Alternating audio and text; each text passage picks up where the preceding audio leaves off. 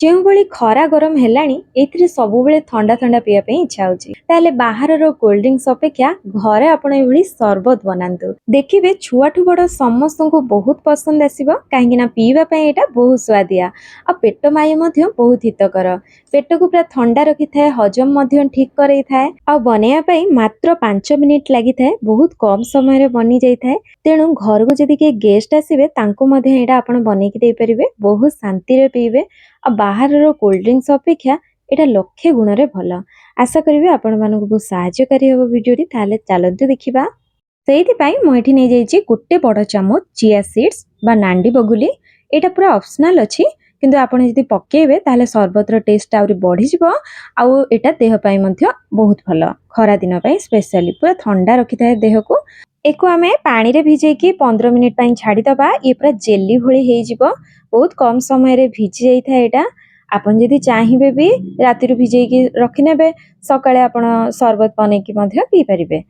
ଆଉ ବହୁତ ଜଲ୍ଦି ଭିଜିକି ଦେଖନ୍ତୁ କେମିତି ଜେଲି ଭଳିଆ ହେଇଗଲାଣି ମାତ୍ର 15 ମିନିଟ୍ରେ। ଏବେ ଏକୁ ଆମେ ସାଇଡ଼ରେ ରଖିବା। ଚାଲନ୍ତୁ ଏବେ ସରବତ ବନେଇବା। ଏଇଠି ମୁଁ ଗୋଟେ ବ୍ଲେଣ୍ଡିଂ ଜାର୍ ନେଇଛି, ସେଇଥିରେ ଏବେ ଦେଇଦେବି ପୁଦିନା ପତ୍ର। ପୁଦିନା ପତ୍ର ପେଟକୁ ବହୁତ ବଢ଼ିଆ ଥଣ୍ଡା ରଖିଥାଏ ଆଉ ଖରା ଗରମ ପାଇଁକିନା ବହୁତ ବଢ଼ିଆ। ଆଉ ଏଠି ମୁଁ ଲେମ୍ବୁ ନେଇଛି। ଲେମ୍ବୁ ଏଠି ମୁଁ 2ଟା ନେଇଛି, ଏଥିରେ ବେଶୀ ପାଣି ବାହାରୁନି, ସେଥିପାଇଁ 2ଟା ନେଇଛି। ମୁଁ 3 ଜଣଙ୍କ ପାଇଁ ସରବତ ବନଉଥିଲି, ତ 2ଟା ନେଇଛି। ଆପଣଙ୍କର ଲେମ୍ବୁର କ୍ୱାଲିଟି ଦେଖିକିନା ଆପଣ କମ ଅଧିକା କରିପାରିବେ। ଲେମ୍ବୁ ଚିପୁଡ଼ି ନେବା, ତା ସହିତ ମିଠା ଦେଇଦେବା।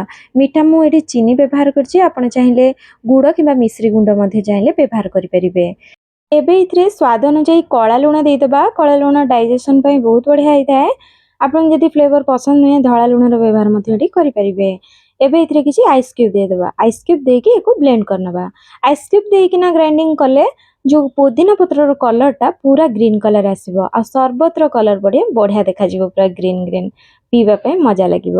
ତ ଏଇଠି ଯେକୌଣସି ଆପଣ ପତ୍ର କେବେ ଗ୍ରାଇଣ୍ଡିଙ୍ଗ କରନ୍ତୁ ଚଟଣି ପାଇଁ ହଉ ଯାହା ବି, ଆଇସ୍ କ୍ୟୁବ୍ 2ଟା ପକେଇଦେବେ ନା, କଲର୍ ପୁରା ବଢ଼ିଆ ପୁରା ଗ୍ରୀନ୍ କଲର୍ ଆସିଥାଏ।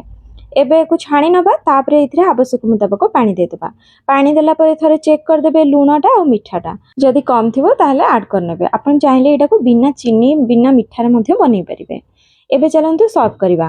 ଗୋଟେ ଗ୍ଲାସ୍ରେ କିଛି ଆଇସ୍ କ୍ୟୁବ୍ ନେଇଯିବା, ପୁରା ଥଣ୍ଡା ଥଣ୍ଡା ପିଇବା ପାଇଁ ବଢ଼ିଆ ଲାଗିବ। ତାପରେ ଚିଆ ସିଡ୍ସ ଗୋଟେ ଚାମଚ ଏଥିରେ ପକେଇ ନେବା। ଏବେ ଉପରୁ ସରବତ ଦେଇଦେବା।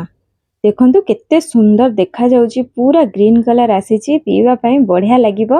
ଆପଣ ଥରେ ବନାନ୍ତୁ ଆଉ କେମିତି ଲାଗିଲା ମୋତେ ଆପଣଙ୍କ ଅନୁଭୂତି ନିହାତି ଜଣାଇବେ।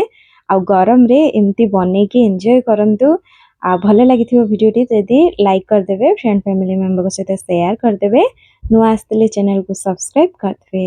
ତାହେଲେ ରହୁଛି, ପୁଣି ଆସିବେ ଏକ ନୂଆ ରେସିପି ସହିତ। ସମସ୍ତେ ଭଲରେ ରୁହନ୍ତୁ, ଖୁସିରେ ରୁହନ୍ତୁ। ଧନ୍ୟବାଦ। ଜୟ ଜଗନ୍ନାଥ।